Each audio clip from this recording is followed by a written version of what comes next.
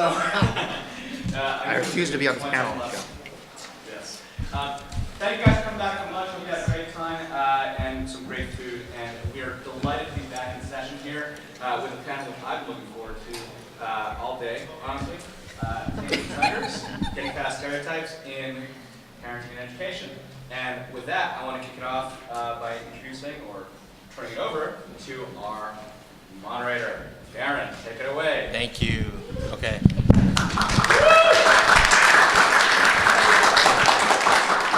Try not to sit right in the middle of Oh, actually, I shouldn't have done that. Okay.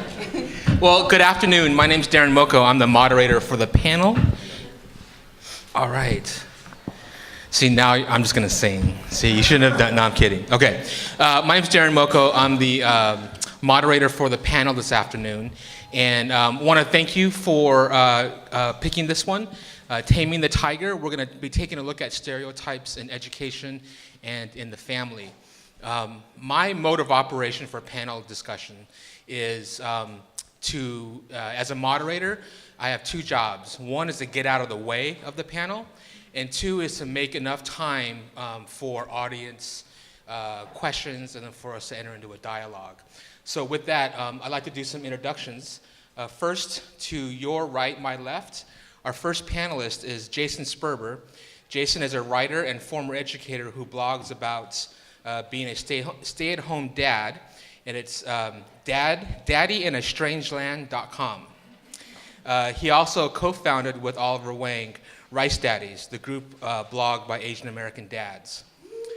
So let's welcome Jason.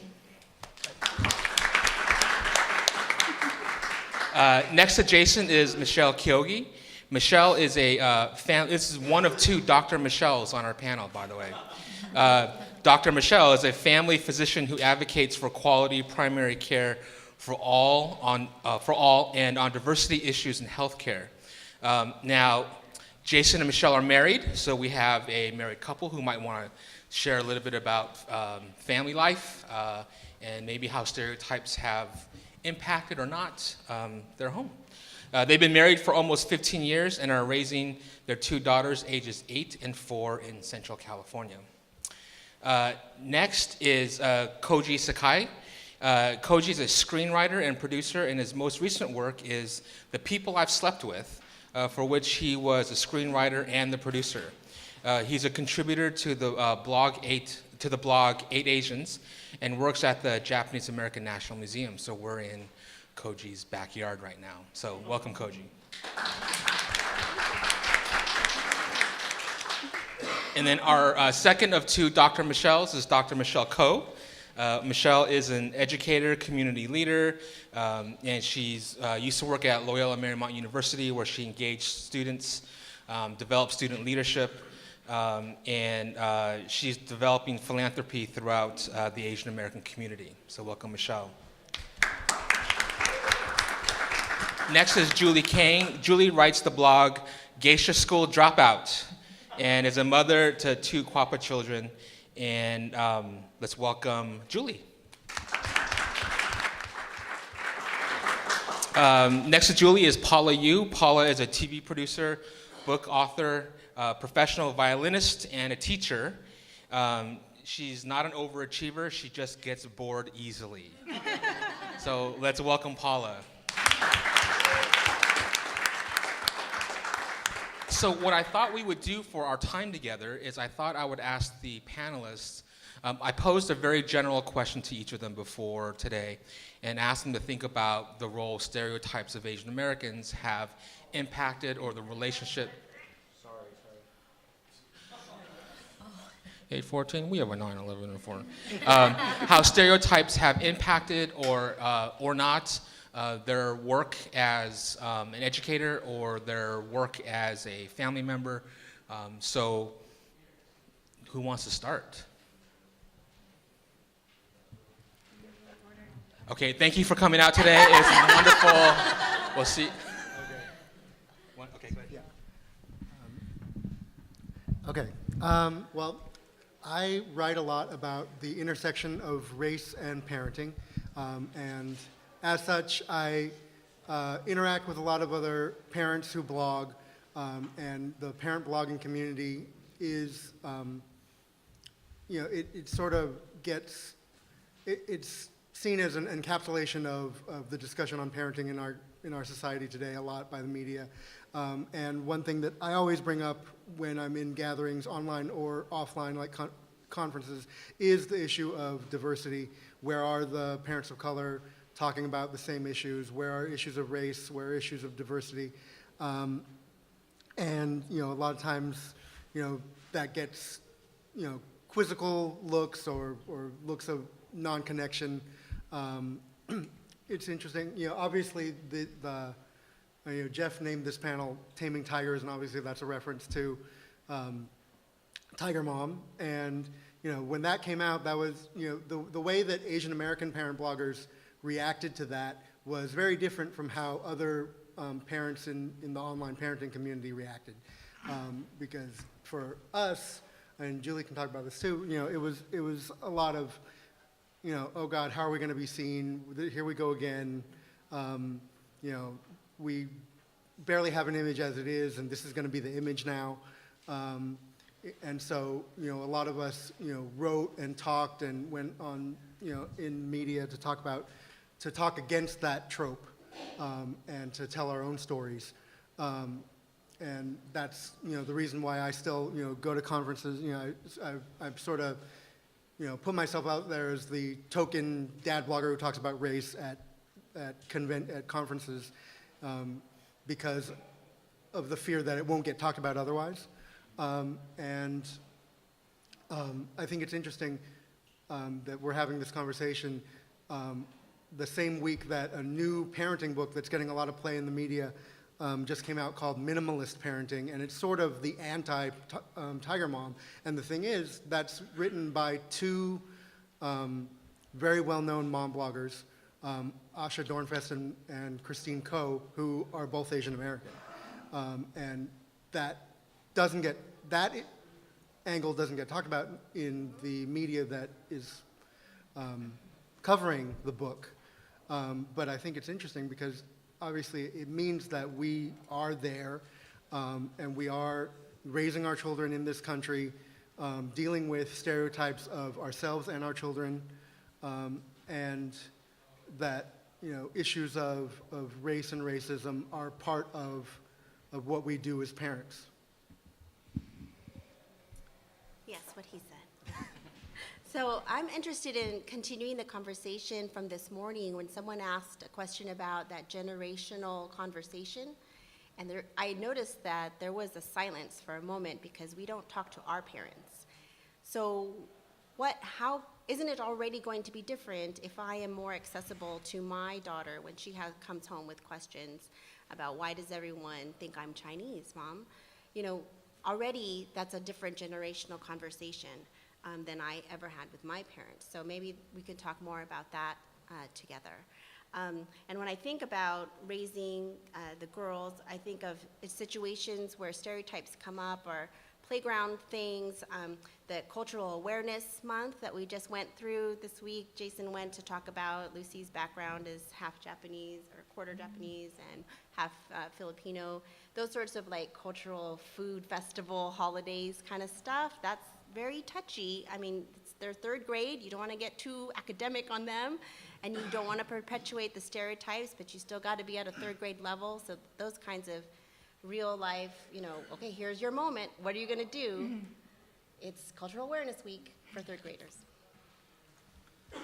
Hi, everybody. So for me, there's a couple things. One is my parents failed because I'm a screenwriter and producer.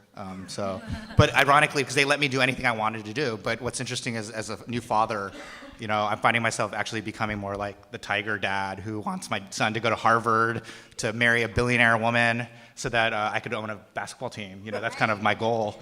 But so it's kind of interesting to kind of like that. I took the opposite route. Even though my parents were first generation, I actually did something that I wanted to do, and now I'm kind of turning around and putting on almost that first generation immigrant experience onto my child who's not even close to first generation anymore. But the other thing that I think is really interesting to me is I'm looking at a lot of in my blog, or not my blog, but in the group blog 8 Asians, I'm looking at a lot of questions that deal with Asian Americans and raising my kid. For example, one of the questions that I've been asking all my friends is it better to raise my son in an environment where the majority of other students are Asian or Asian American, or is it better to be a minority, which is the more likely scenario in the rest of the United States?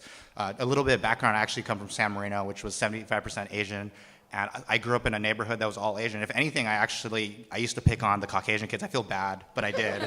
I used to, for example, like in calculus class, we made the one Caucasian kid leave class because we kept making fun of him. Because you're like, why are you here? Why are you here? You know, so I mean, like my Asian American experience as a child is totally different than other Asian Americans, you know, and I wonder, is it better, that experience, or is it better because, I mean, when I left San Marino, when I left Pasadena, and I see no other Asian Americans, I always feel like kind of a fish out of water. So part of me feels maybe it would be better for my son to be the only minority and go through that experience of having to kind of find himself ethnically and culturally. And so, you know, I mean, I'd love to hear people's comments and questions and a debate about that. Great.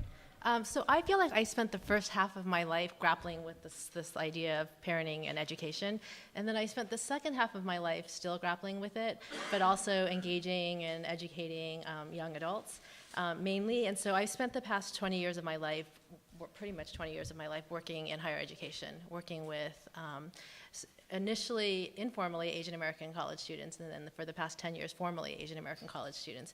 And what I observed and what I experienced was that what I get is the product of the parenting and the sort of K through 12 reality of being an Asian American. And I think that the stereotypes that Asian Americans face is constant, and it kind of sucks, and it's just there, and we need to figure out the vocabulary and everything else to figure out how to do more than just survive it, but actually to thrive through it, I guess.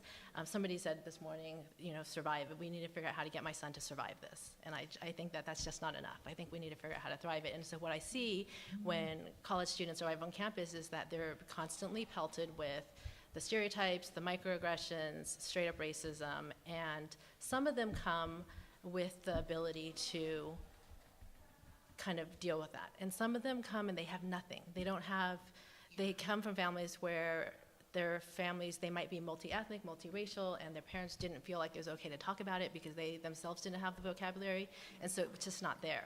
And I have had so many encounters with students who are in such painful places because they get to college and they don't know how to talk about it. And what I've realized is that college is such a prime time to have these conversations. And it's really important to know that throughout my life, throughout my career, whether it's in higher education or in the community work that I do, and even with alumni and with friends, I'm constantly being approached and having conversations sort of instigated by the student who will say, hey, do you mind if you stay after this meeting? Because I really have some questions that I want to talk to you about. And it's like for the first time in their life, they're coming to college and they're starting to see things that they agree with or things that they don't agree with, and they have that space to actually have those conversations. So I think that's an important thing to know and to take advantage of, because if we aren't creating that for them in the K through 12 experience, they're getting to college, and it is a space where you can have those conversations, because kids will stay up late in the residence halls and have those conversations. And it's questions, it's like, I don't really know you don't necessarily know the answers, but at least to have the space to be corrected, or to ask the question, or be wrong, whatever it may be. So anyways, I think I'll just maybe leave it at that, and just to know that the conversations are so often initiated by college students to me, and even as 30-year-old alums coming to me and saying, you know, racial identity, ethnic identity, this happened, what do you think? So we heard a lot of these questions this morning, and I was like, that's totally my reality, is I'm constantly getting Facebook messages now that I've left higher ed from alums and students saying, this happened, what do I do, what do you think?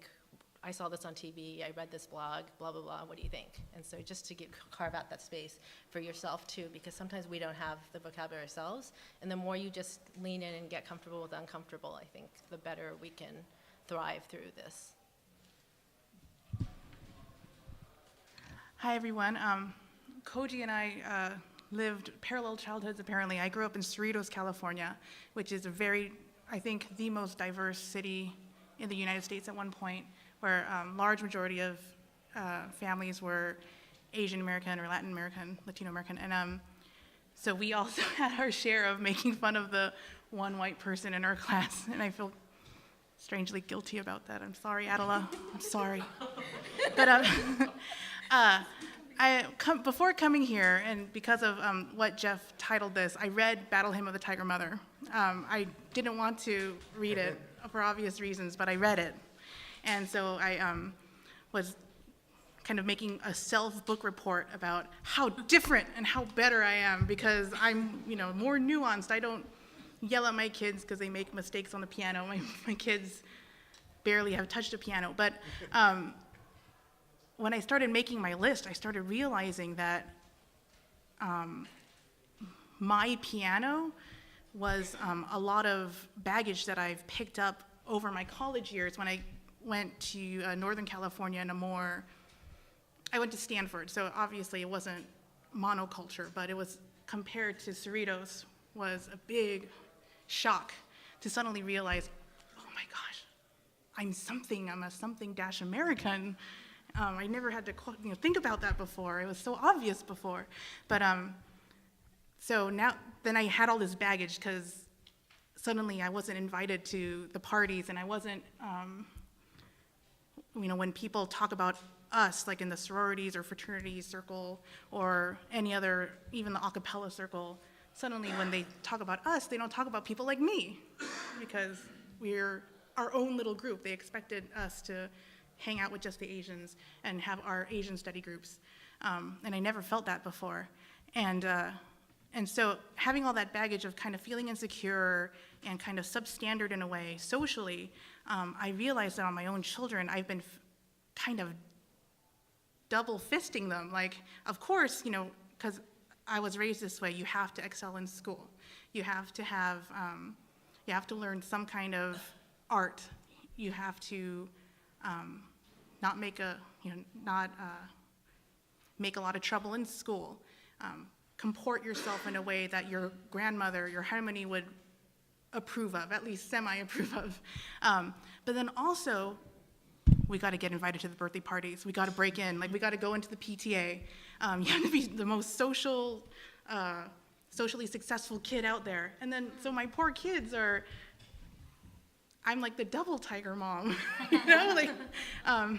trying to get cram the best of both worlds into one little body. And so this has actually ignited like a huge soul-searching journey for me on everything that I've been trying to push upon my children was pushed upon me by my mother, by mass media, by my colleagues at Stanford, or just stories that I heard of really successful people, right?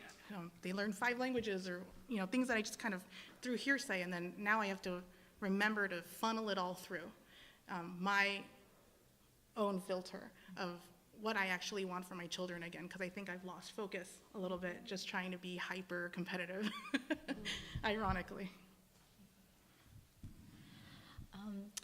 It's interesting because coincidentally, I just happened to see a screening of the movie Admission, the Tina Fey romantic comedy, and it's based on a novel about a Princeton University admissions officer, and it's actually a very funny, sweet, and very touching comedy. But it opens with this Asian American mom and her Asian American teenage son, and they're racing through the campus of Princeton because they're late for the big college meeting with the admissions officer. So, it's again, it's a stereotype, but to their credit, I think in the movie it was actually very well done, because by the time they got to the room of the students, it was students of all nationalities and backgrounds, and they're all completely nervous, and you can tell they're all overachievers. So I thought that was clever, and it was funny. I just saw that, and we're talking about this.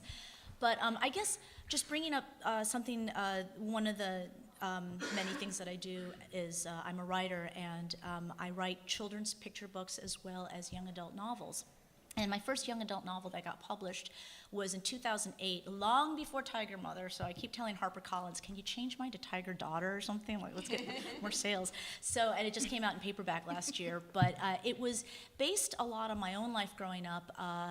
Yes, I did well in school. Yes, I was an AP Calc and all that. And I did very badly at it. And I yes, I play the violin and all that. But what my book does is it kind of pokes fun at the overachiever stereotype. It kind of pokes fun at all of that. And it's actually really about this young girl's journey from, are you supposed to be successful, or is it more important to be happy? And it's really about her coming of age, where when you're a teenager and a senior in high school, you're trying to come of age and become an adult. So it kind of ends with the big climax is her and her parents kind of fighting over this. And so it's very funny, but it's also very emotional. And it's interesting because I get a lot of really wonderful emails and letters from students of all different backgrounds, all different ethnicities and races, and both boys and girls. And they all tell me, they send me these little emails going, oh my God, I'm so stressed. I have like 3 AP tests to take tomorrow, and your book made me laugh. Thank you. And I feel really honored by that, because I wish my book had come out when I was totally stressed out, because then I would have realized, okay, it's not that bad, people. And yes, I love my parents, and I didn't take anything out on them in the book. It's just, it's highly fictional, but it is based a lot on my violin geek years, and liking a boy that didn't pay attention to me, and I kind of poke fun at Korean church youth group, and this is therapy. Excuse me, we're having a therapy session. So you are good enough, and but it's interesting because people would ask me, well, what's really wrong about the model minority stereotype? At least it's a positive stereotype, and my answer has always been, the reason why it's negative is it creates a monolith. You're no longer identified by your individual achievements. You're made to be not human. You're just part of a monolith. And so, because I'm really good at the violin, but it's not because I'm Korean. It's because I'm just good at it. It's like I practice hard. I love music. So for people to just kind of brush it off as, oh, well, all Asians play violin, that's insulting to me, and it dehumanizes my humanity and myself as an individual. So that's something that I think we need to look at, and I think the Tiger Mom phenomenon, the image of the anxious Asian parents running through Princeton at admission, these stereotypes exist, and we have to take a step back and say, what about the individuals? And one thing I will bring up is I'm a very happy person. I'm very, and my novel's actually very funny, but what's interesting with my novel was it was inspired when I was a journalist. I went and got my master's in journalism, and my thesis was on, at that time in 1992, I think it was, now forgive me because I'm going to get my statistics wrong. Yes, no, I got it right. It was the 3rd highest group to attempt suicide were Asian American females ages 13 to 24.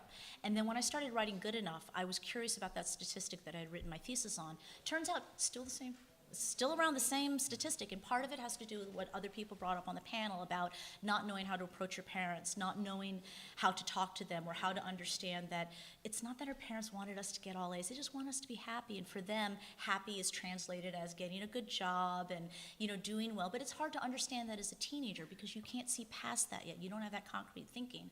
So so for me, the dark side is that growing up, because I couldn't communicate to my parents, and now that I'm older, I realize, oh, my parents love me. They were fine if I got a B in calculus. They weren't, but for some reason, the lack of communication, the lack of really understanding, growing up, I was in the closet as a cutter. That's the phenomenon where young girls, take a little knife or a razor blade, you do superficial cuts in your arms. And a lot of times, teenage girls who do that is because they can't express these intense emotions. They don't know where to take it, so they punish themselves. And that was something I found in researching my thesis on girls in that particular demographic who were, attempting suicide. A lot of them were cutters. A lot of them did that kind of stuff. And, thank God I'm fine, but I swear I'm fine. Everyone's all freaked out now. Wow, was that TMI? So, but I'm actually bringing it up as a serious point because even though the stuff that I write is funny, it comes from a deep-seated pain, and this is what you're scared of with your kids. You want your kid not to harm themselves or to binge drink in college or to do something because they don't know how to handle this pressure, and at the same time. I don't know, with the model minority. Maybe, I don't have children, I have 3 cats, and I remember yelling at my cat once because he couldn't figure out how to use a cat door. And I was like, you're a safety school cat. And my husband heard me, he's like, wow, you really are your mom. And I was like, oh. So, yeah. But seriously, it's, and it's funny too now, because when I talked to my mom, we were actually on the phone today, and I said, oh, I'm going to this conference, and she just went into her whole spiel about it. She just wants me to be happy and everything, and I'm sitting there going, you could have said that in high school, but that's what she was saying, and I didn't know it until much later. So I'm looking forward to on this panel discussing, there are serious consequences, long, deep lasting effects to this stereotype that go beyond just a comedy in admissions. So, but anyway.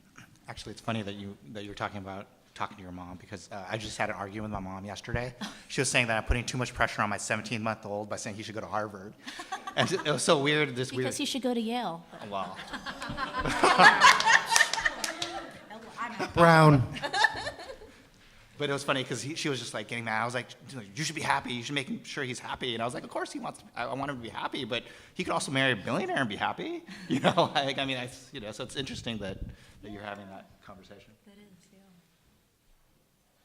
Okay, so what's on your mind? Were there topics or questions? Go here and then in the back, and then we'll go here first. So there's a lot of talk regarding the tiger mother stereotype. I'd like to speak out somewhat in defense of the tiger mother, specifically in relation to W.E. Du Bois' concept of the talented 10. Should the Asian American community continue to strive for excellence? Although, of course, nobody's saying that we shouldn't strive for excellence, but that we should, I suppose, that we should do it on our own time. But isn't there still room for the tiger mother to help push our students further in order to become the talented 10? Asians are still underrepresented in the upper echelons of our government, of our military, of our top Fortune 500 companies. So isn't there still room to continue that continuous drive to excel Yes. and achieve the dream of Hold on a second. Could everyone hear that? Okay, go. So basically, I'm a tiger dad, as we've already had this conversation. But I think that the problem with the book was it was a terrible caricature of like kind of Asian American parenting, Asian American families. But the idea that like one of the takeaways from the book I got was that the difference between Asian and Asian American families and other families was that the expectation of Asian American families was always higher in terms of shoot for like the best college. And if you don't get that anywhere below, it's still higher than shooting for a low. And looking around at my friends and my other families who are not Asian or Asian American, it was interesting because their expectations were way lower. Even with my family who had almost no expectations for me, because I was kind of a crazy little child. But the expectations were a lot higher. And for my son, ideally, I joke about going to Harvard and maybe Yale. Yale would be fine as well.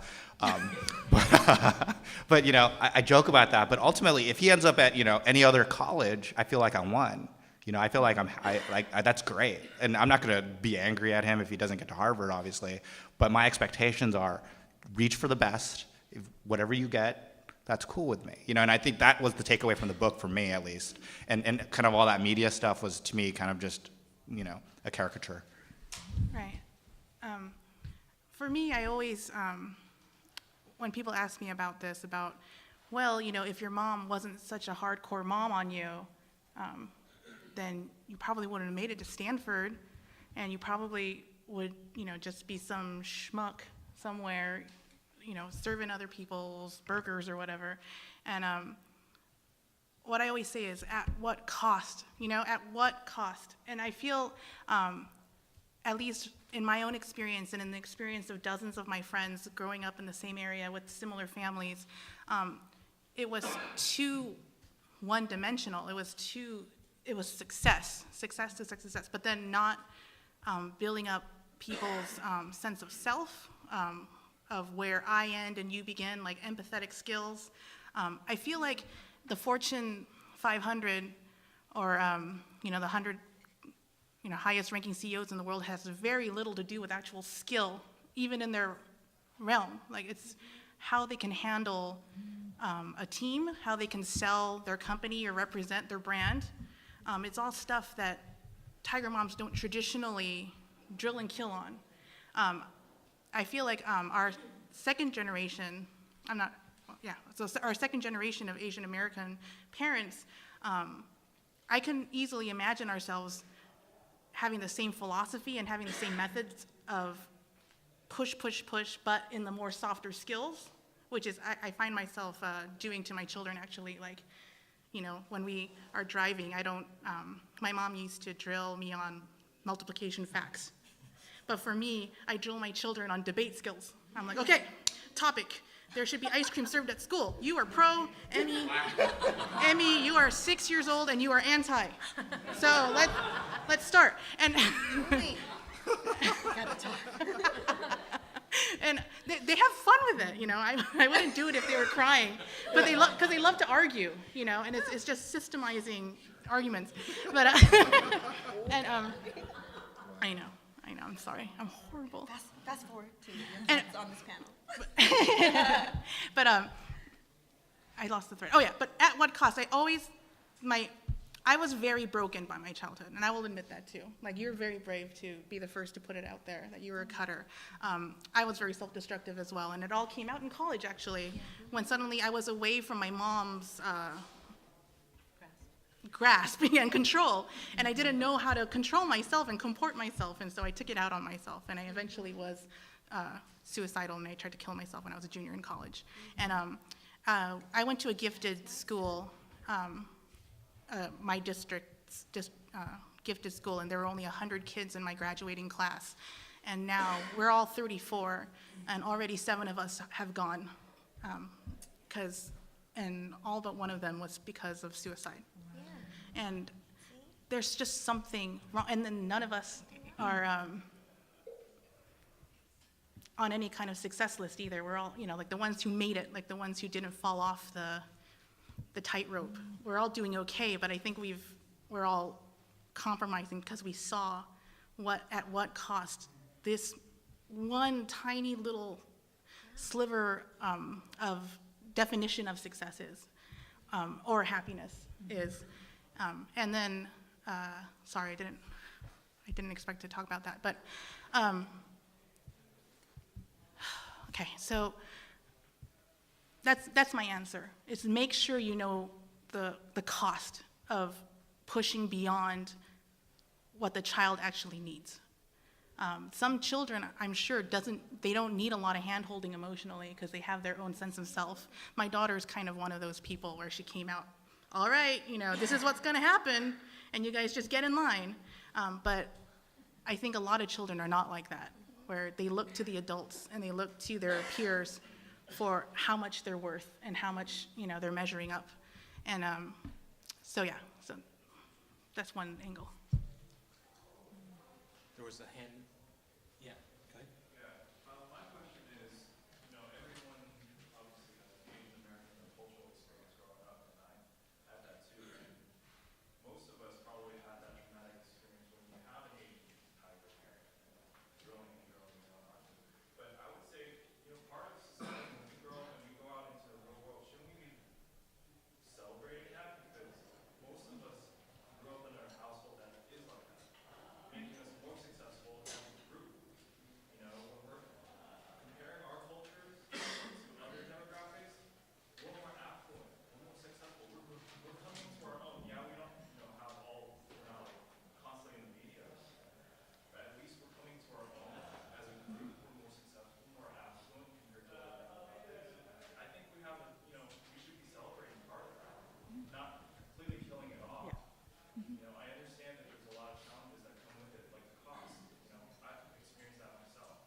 But I say, when you grow up and you get into college and you go after college, I think as an adult, we see the reason for that. Our parents' cultural traumas from when they came over, they had to deal with that. So they put that pressure on themselves and they pass that pressure on to us. So I'm not a parent yet, but looking to you guys as a panel, as a parent, are you guys pushing that oversensitivity to your kids so that when they grow up, are they going to be able to pass that kind of experience along themselves, to continue to drive to be successful? I think that I think it's inevitable that we become our mothers, and that's a given. Our struggle is, how do I equip my daughter emotionally to cope with her perfectionist tendencies, because I wasn't given those tools. So where do I draw from so that she has the resilience, because she beats herself up all the time about just little things, and she wants our approval for everything. And I just know, like, I always just fast forward, and I'm like, she's gonna be that girl in high school. I just know, But I got to have some way of letting her know that she can make mistakes, and we'll still love her, and all that kind of stuff, those messages that we didn't get. But the striving for excellence, I don't think I can get rid of that. I mean, it's not like there's a choice. I'm not saying I have to do one or the other. I am just gonna, she's just gonna get straight A's. What? I'm gonna stop her? No. Well, I think that My problem is that when she gets something wrong on the test, she's really upset about it. And then I have a friend whose son was like telling the teacher, no, I have to get 100 on this. I have to get 100 on this. And he's in second grade. And the teacher, because of the stereotypes that she's been exposed to, was saying to my friend, you got to lay off the pressure on him. You're just being too hard on him. And it's not. I mean, it's just second grade. They're hard on themselves. No, I think that's a good point, and I think the two young men that asked these questions, I agree. I embrace some of the Tiger Mom. I read the book too, and actually, surprisingly, the book is very moving at times, and she actually explores. It goes beyond the stereotype. It's actually very moving, and of course, we embrace. I'm very proud. No, I mean, even in my novel, there's a point where even though there's a showdown between the main character and her parents, there's still an acknowledgement of I would not be here today. I would not be here if my mom didn't yell at me to practice my violin or just whatever. So we all definitely are very grateful, and I think aside from the darker aspects, there is a lot to celebrate and to embrace about that. But I think that the best example I can think of is okay, I'm a nut about figure skating and the Olympics, and I love Michelle Kwan. Yeah. And the joke, a lot of times, like the Asian American Tiger Mom joke is second place is first place for losers, and I loved when Michelle Kwan said, I did not lose the gold, I won the silver. And I was like, that was classy. That was really, but yes, it's not like she went, I want to win the silver. Of course she wants to win the gold. You don't go into a game like the March Madness, I hope we do really well, against Harvard or whatever teams are playing. I think Harvard's playing today, right? So so of course we go in for all guts and glory, but it's the how do you react when you don't get there? What do you do when you don't get into Princeton or Harvard or Yale? Is going to the safety school, which is also incredibly, like, it's an insulting thing to say. What if you get into another school? That's just as good. So I think that what it is with the Tiger Mom stereotype, I think it's also about knowing how to balance that, how to tell your children, or as a teacher, because I teach as well, how to tell your kids, no, you got to aim for the highest thing, and then when they don't, you have to also give them the skills to say, well, second place, that's really good, I'm proud of you. So I think that, and I think again, I'm Generation X, and so I think with my particular generation, we definitely had parents that were, from Korea, from other countries, and now I think there are more Asian American parents raising their kids. So I think that things will improve. I see a way of embracing both the Tiger Mom and being a little bit sensitive, but making sure we still have a lot of people that are affluent or doing well or successful. It's definitely something to be proud of. It's just how to make sure that it doesn't go to the negative thing, and it's a tightrope that I think everyone is, doing. And I think, Yeah. and I think that you made a good point. I mean, I think there's a difference between the Asian parents, Asian parents, and Asian American parents. And I think as what you're talking about, you're assuming that all Asians are alike, and that's a problem. But like within Japanese American community, I mean, we're fourth and fifth generation already, so it's a very different setup. And to be honest, my parents weren't. I mean, I had no rules. No expectations. My parents let me do whatever I want. I never was grounded. I mean, I never actually experienced this. I know, and that's why I was a bully, and that's why I'm a, and that's why I'm that's why I'm a Tiger Mom dad now, right? Because I never went through that, and I think to your point, it was very much that, I think as you see like these next generations of Asian Americans, I think you're seeing it, I think you're seeing that still like reach for up here, but I think all of us know that sometimes you can't reach the top. Not everyone can be president, And it's okay to be Speaker of the House. You know, you know, I mean, that's awesome, right? You know, but I think that I think that's the kind of skill set that I'd want to teach my son is to reach for as high as you can get. You know, you could be president if you want to be, but you know, you have to, if you want it, you have to go for it. But if you don't get it, that's okay too. Well, it's even like as the parent, I'll be there to catch you when you fall. I mean, that's Yeah. what you want. Or teach him the skill set to be able to deal. Because I mean, in every career, there's you know, like in my career as a screenwriter, I mean, I get 99 rejections, right? Or an author, any career, you get 99 rejections. You get one, but the only way you're going to persevere is by persevering, right? And that's the kind of skill I think we need to teach our children. You know. Yeah, I definitely think that success needs to be like defined, and I think that sometimes I'm totally losing my thought because I saw all these hands go up. But sorry. What happens with Asian Americans is we grow up and we're taught, like, if you, because you were talking about success, if we're taught, like, if you do well in elementary school, then you'll get into that high school, and if you do well in high school, you'll get into that brand name college, and if you do well in college, you'll get that brand name grad school, and if you do well in grad school, you'll get that brand name corporation or whatever that job that you want.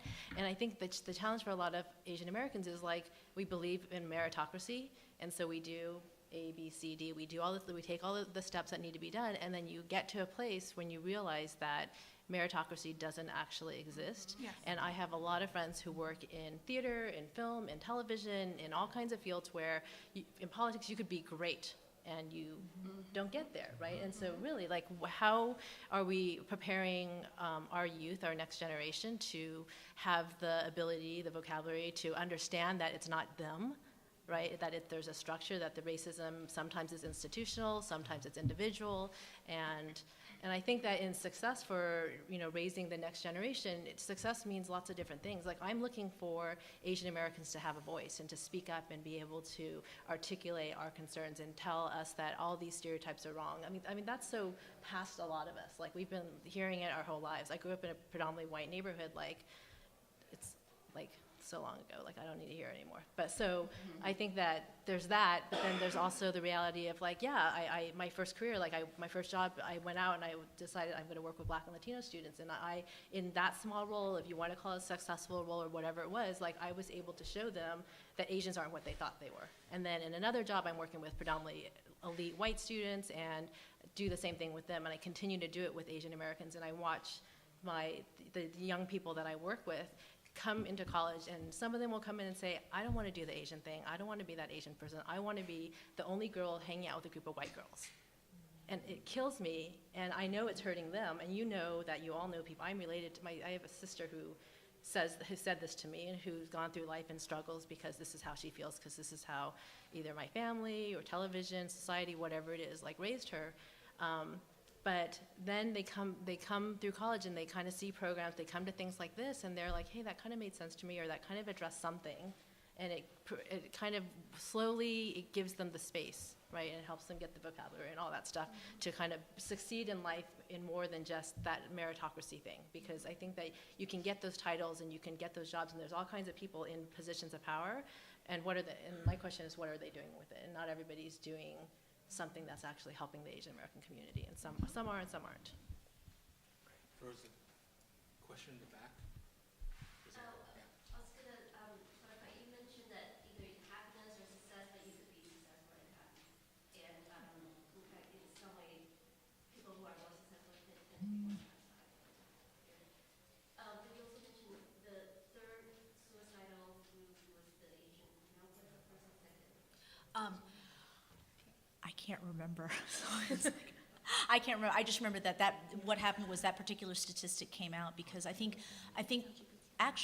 gay and lesbian teenagers was higher. I think they might have been the first, actually, and then I think the second was, I can't remember what they said, but I know gay and lesbian and bisexual people of that age, you know, that was much higher, but it was specific. Quick fact check. Yeah, because if we could find that out. My name is Dan Swan. I'm a child analysis psychiatrist. Oh, great, okay. Done some work on this. I think actually, you know, the highest group is Caucasian men. Okay, If you're older, that. if they have significant risk factors such as losing your job or if you end up losing a spouse. But Asian American women between 16 and, you know, you quoted 13, but Yeah. we're actually 16 and 22, 25, one of the highest. Yeah. If not the highest. So it's actually, you know, I thank you both for sharing and talking about this, because this is something that actually we need to do more. We really absolutely need to do a lot more because this is a crisis. I mean, we can talk about all the good things about the type of parenting that we receive, but it's, you know, we're losing people. We're losing Yes. brothers and sisters who are hurting themselves. So this is something I think we should talk about a little bit more. Thank you so much, Julie and Paul, for coming forward and talking about that. I'm so moved by it. I too was a self-mutilator, also got to Harvard. So Right. I'm sorry. there's a reason, another reason Oh, why. look at you. Totally, we know each other. And I'm fascinated by the idea of whether this is a contextual thing because when I taught students who are ESL, who are immigrants who are from China, Asia, and we talk about our childhoods, I was talking about how much I was hit and all these things, and they say, oh, that's because they love you. You know, and I say, you know, I'm so jealous of my friends who weren't hit, who weren't emotionally abused, and like, well, their parents don't really love them. And so I wonder if this is a contextual thing, if people like us had been raised in Asia, we would not have been so traumatized by our childhoods and that mode of parenting because there was a contextual framework for it. I'm wondering if you've ever thought about things like that. You reminded me of my original thesis, actually. Like, can we rewind the tapes and we can start over?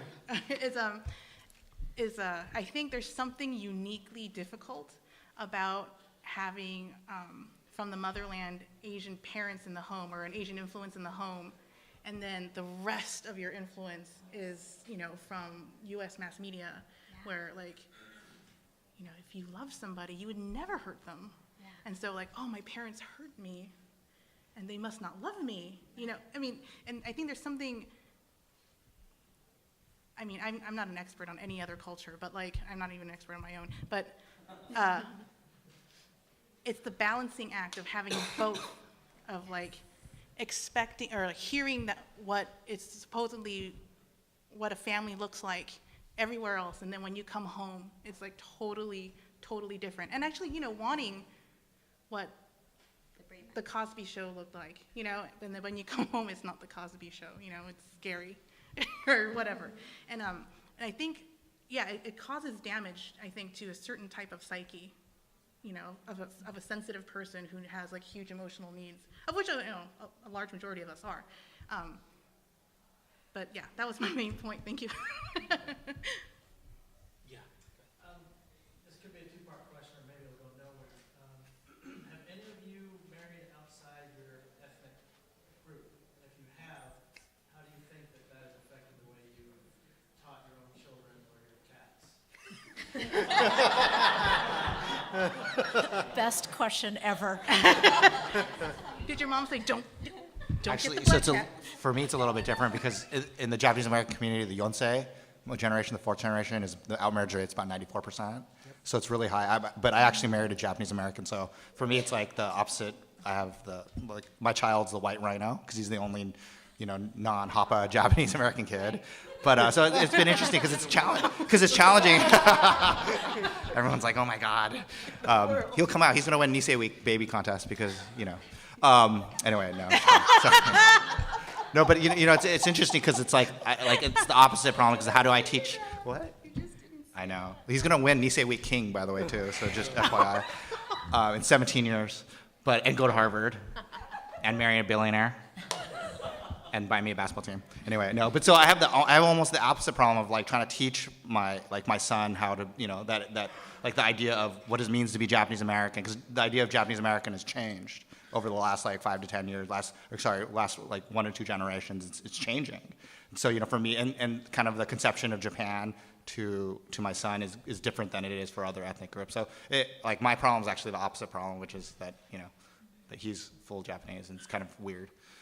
So hopefully he doesn't feel bad about himself. I'll try to teach him how to cope.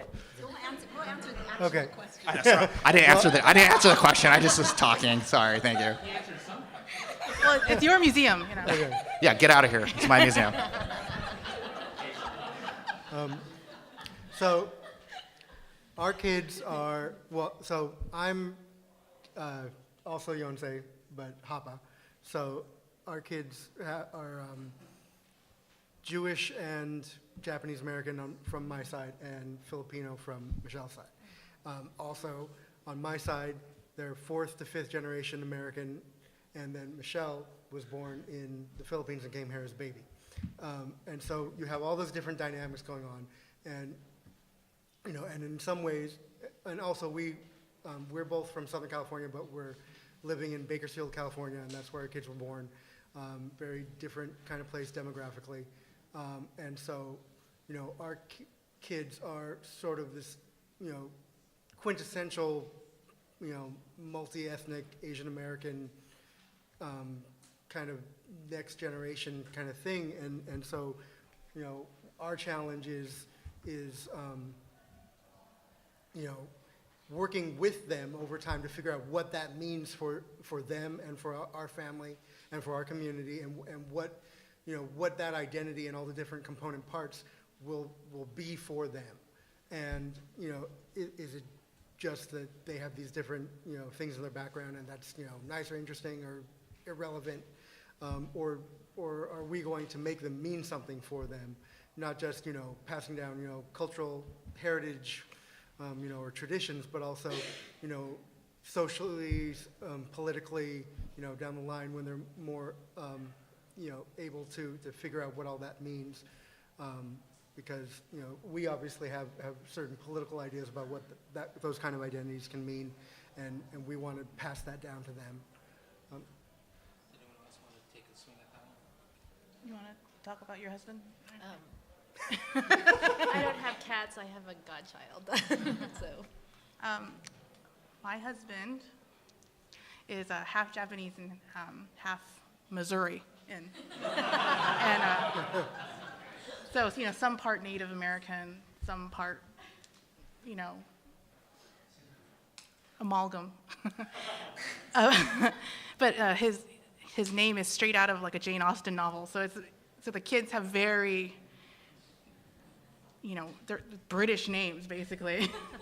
But I think we all as a family self-identify as Korean because that's just the dominant, we live close to my side of the family, we go shopping at the Korean or Japanese market, and so I don't feel like I married outside of my race.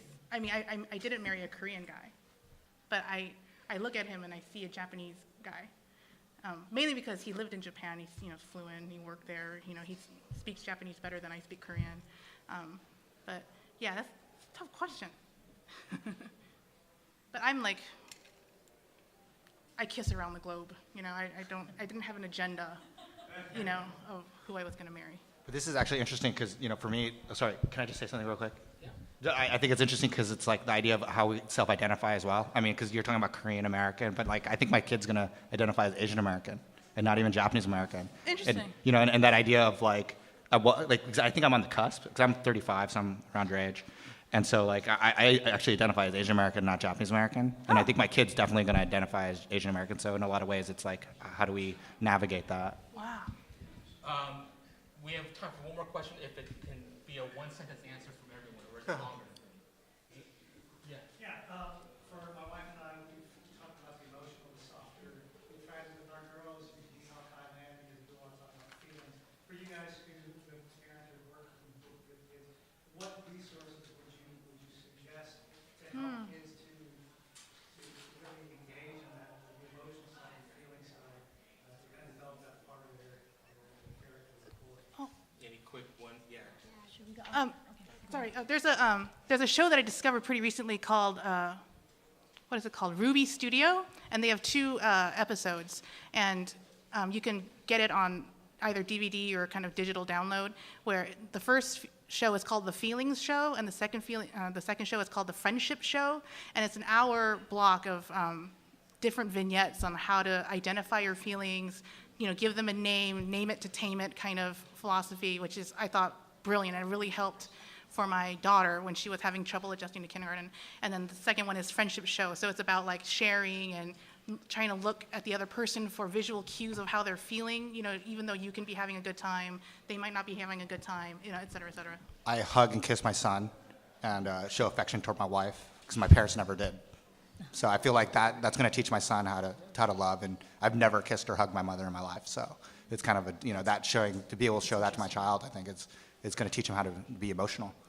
I'll throw in very quickly, There are a lot of multicultural and Asian American books out there, from picture books for young kids all the way up through young adult. And like I said before with my book Good Enough, we were surprised by how huge the audience was in terms of identifying with what, more books like this are actually being published. I don't think people realize how many amazing multicultural books are out there. And they're not necessarily about racism, or they're just about normal kids. Like Alvin Ho is a fabulous chapter book series about a little boy, Chinese American. He's terrified of everything, and Ruby Liu has her own series. And so there's a lot out there. I would recommend the Society of Children Book Writers and Illustrators. If you Google that, they usually have some resources, or they're a good place to start to find a list of, multicultural books. And I often blog at paulaiu.com. So, a lot of times I'll put together like a list of books for people. So and Lee and Low Books, which is my publisher, does a lot of multicultural stuff. So I would just recommend seeing things in books. Really, I think helps kids to identify. So I hope that helps.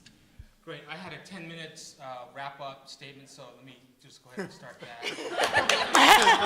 Okay, one sentence.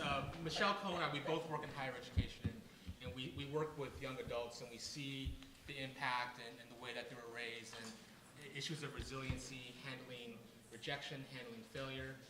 And this is a really large topic, and I would like for us to thank our panelists for sharing so much of their lives and exposing us to a lot of different perspectives. So thank you.